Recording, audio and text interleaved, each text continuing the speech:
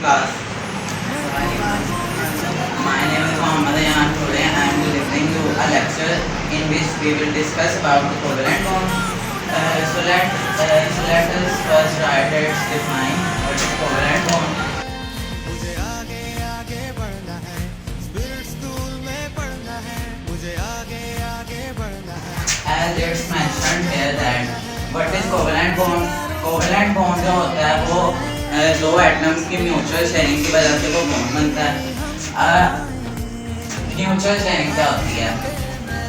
मतलब कि एक जैसे हम इधर एग्जांपल लेते हैं,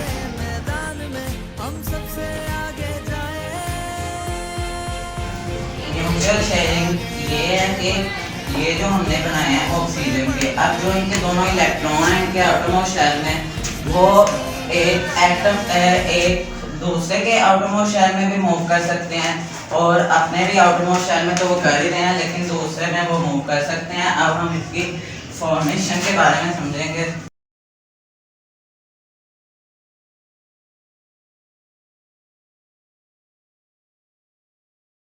अब हम इसकी फॉर्मेशन के बारे में समझेंगे.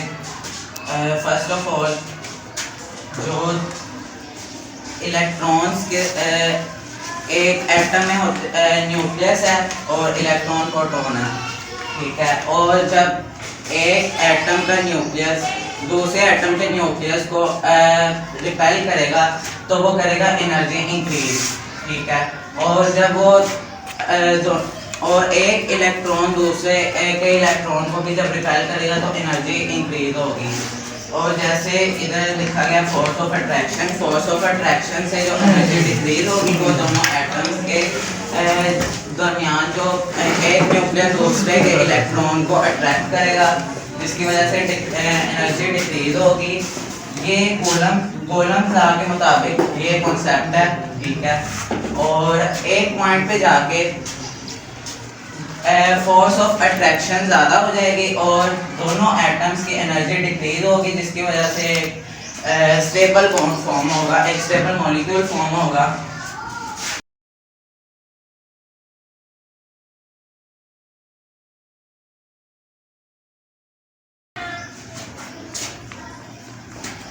As it's mentioned here that जो सिंगल कोवेलेंट बॉन्ड होता है उसमें सिर्फ एक मतलब उसमें से वो सिंगल बॉन्ड होता है, वो उसकी रिप्रेजेंटेशन यहाँ मेंशन की हुई है, उसे हम इस लाइन से रिप्रेजेंट करते हैं, ठीक है. एक लाइन से मतलब रिप्रेजेंट करते हैं. और अब अगर इसके एग्जांपल लें सिंगल कोवेलेंट बॉन्ड की तो वो आएगी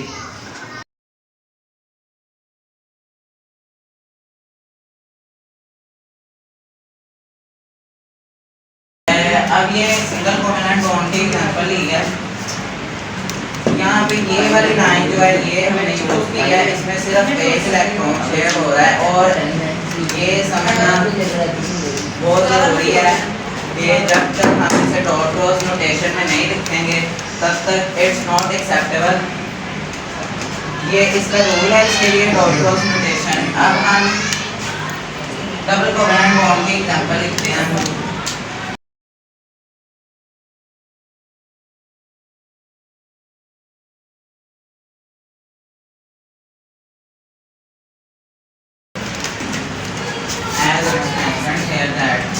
It's an example of it's a formation of water.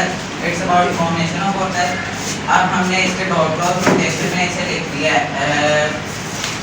कोई क्वेश्चन पूछना चाहते हैं आपको, इसमें कोई चीज़ इंटरेस्टिंग अगर लग रही है तो? मैं पूछता हूँ.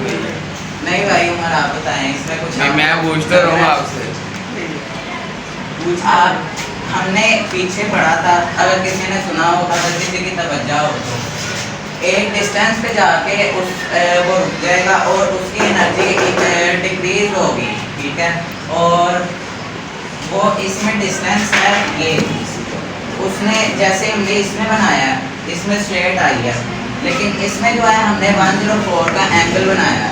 104 का एंगल बनेगा तो ये एक्सेप्टेबल है, नहीं बनेगा तो इट्स नॉट एक्सेप्टेबल. अब हम अगर इसे वेक्टर पे भी बना लें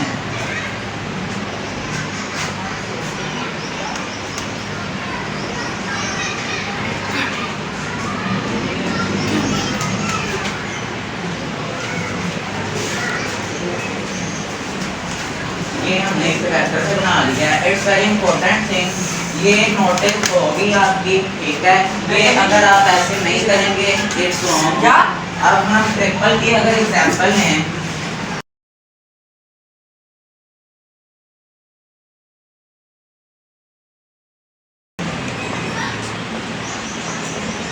it's an example of triple covalent bond. हमने इसमें ये 3 लाइनें इस्तेमाल की, ठीक है। अब आगे आगे बस